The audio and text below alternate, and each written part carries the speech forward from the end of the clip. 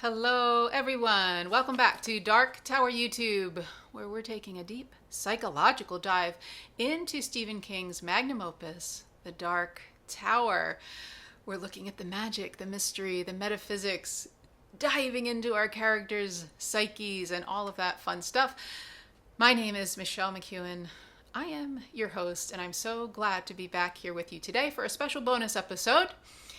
This is about something specific that happens at the end of chapter 4 of The Gunslinger. And so, if you have not read The Gunslinger, you have not finished chapter 4, or I would say the whole book. Let's just say finish The Gunslinger and then come back and watch this video so that I don't spoil anything at all for you. Then go then and come back. All right, if you're still here, I just gave you a hint. Go then. There are other worlds than these, is what we're going to be talking about today. From the end of chapter 4, of course, this moment where Roland allows Jake to fall to his death.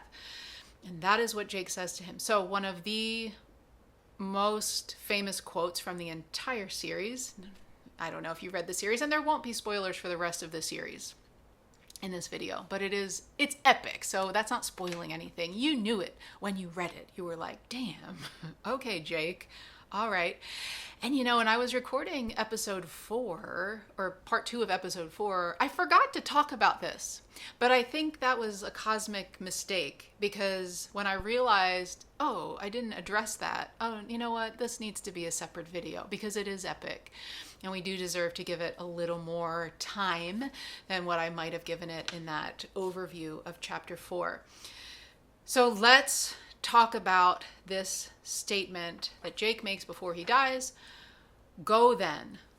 There are other worlds than these. We've never heard Jake say anything like this. Jake is this kid from New York City, and when we meet him at the way station, he sounds like a kid from New York City. He's forgetting that life, but he still is holding on to it like a dream, and he sounds like an American kid. We know he's from our world. But as he travels with Roland, as he forgets more and more of the world of New York City, he starts taking on the speech of Roland's world. And he starts answering yar and saying the spark a dark, the little fire lighting ceremonial ritual thing. And we notice it, and Roland notices it, so it's definitely there to be noticed. And then perhaps when Jake realizes that he is to be a sacrifice and there's really nothing he can do about it, we might see him pulling back a little bit from his immersion in Roland's world and the way that he's talking. He might be talking a little bit more like a boy from New York again. I don't know. What do you think? Go back and read The Gunslinger and see what you think about that. But in any event, never heard anything like this coming out of his mouth. He's a child, but he is very resourceful and he gets things done. He has a lot of fortitude and strength in him. He doesn't complain when he's asked to do these very difficult things. He is emotional, though. When he knows that he's going to be sacrificed, he doesn't just say nothing. He brings it up. He's angry about it. When Roland is asking him to get onto the tracks and throw the rocks off when the slow mutants are attacking them, he's like, no way. And so in some ways we can see his humanity, his childlike humanity, in the way that he's responding with these human emotions to things that are going on around him.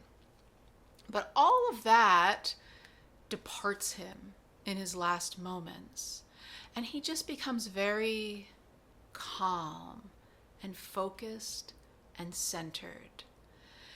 And this to me feels like his gunslinger heart is being revealed to us and to Roland. You're making a big mistake here, pal. And we say, wow, this is a gunslinger. We don't know that much about gunslingers, but what we do know is that they're called to do difficult things under high amounts of pressure in a way that they stay calm and focused and cool. And we see Roland doing that in Tull. So we have that one pretty good example of what a gunslinger looks like. And so we see Jake kind of channeling this gunslinger-esque attitude, vibe. And in that moment, he almost becomes not just a gunslinger, because I would argue that's a gunslinger right there. That's what a gunslinger would do and say in that situation. But he also becomes like a parent, an adult. And that whole chapter 4, there's a lot of talk about grown-ups and adults and playing games. And Jake becomes the adult and isn't playing games anymore. So I think that's an interesting little theme to perseverate on if you want to, like I'm doing right now, and just think about that, because Roland becomes like a child. He's chasing the man in black throughout the book, and we're not really sure why. I mean, by chapter 5 we get more of an idea, but we're still kind of like, what are we doing here in this book? And Roland doesn't really know. He just knows he has to do it. He struggles with that decision to sacrifice Jake in a big, meaningful way, which we talk about in those episodes. But when the man in black is right there, and he's like, it's now or never, Roland. If you let me go, you'll never see me again. It's like a little child in a candy shop. He can't resist it. He does not have the willpower to resist, even though in the moment of making that decision, he's already regretting it. He's already feeling the foreboding of what he has done as he makes it, and he still can't say no. That's very 4-year-old behavior to me. Wouldn't you agree?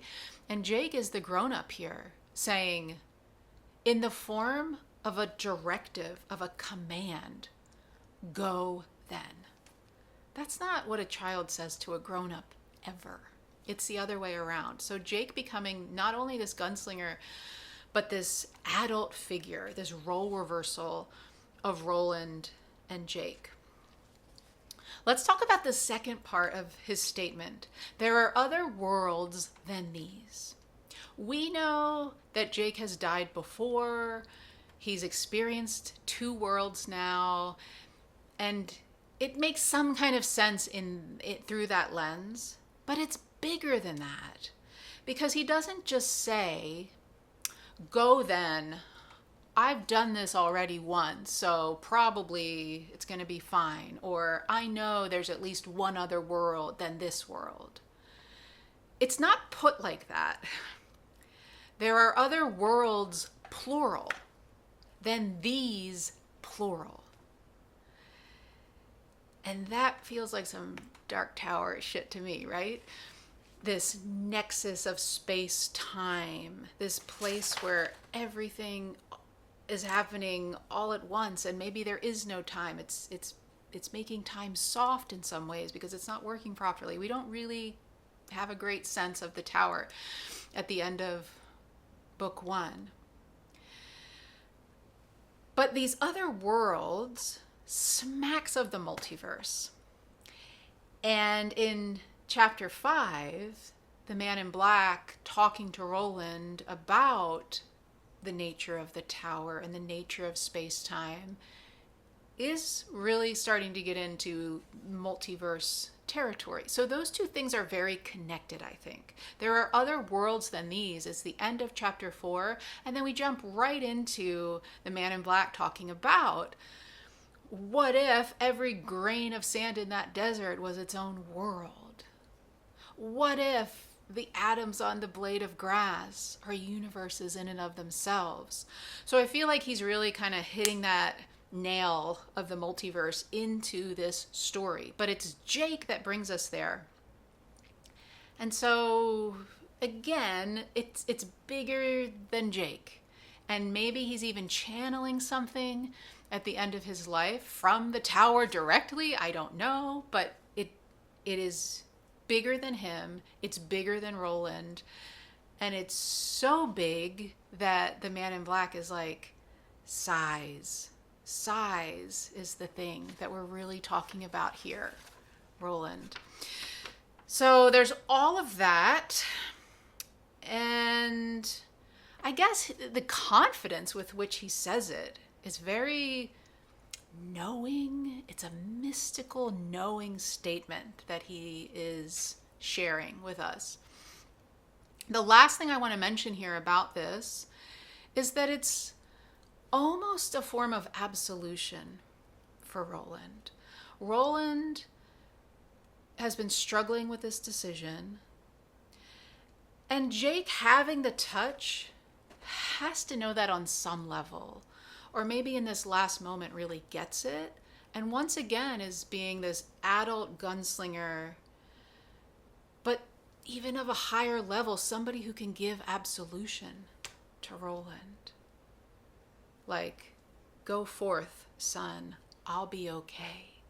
So it feels like, I'm not going to go so far to say there's forgiveness in there, but maybe a little bit, if we can look at it through that lens of absolution. Okay, so I think that kind of wraps up what I wanted to talk about. Go then. There are other worlds than these. I know things that you don't know. You're going to find out, maybe, Roland, but I know some stuff. I'm going to be okay. You go on, and you're going to have to deal with the consequences, which we will learn more about, I'm sure, as we pick up book 2. Okay, friends, that is it for this mini bonus episode. What do you think? What did you think when you read that? What do you think it means? Are we overthinking it? That's okay. I love to overthink things. I'm good at it. I hope you are too. I hope you share your thoughts with me. I hope to see you again here in this space very soon. And until we meet again, my friends, may you have long days and pleasant nights.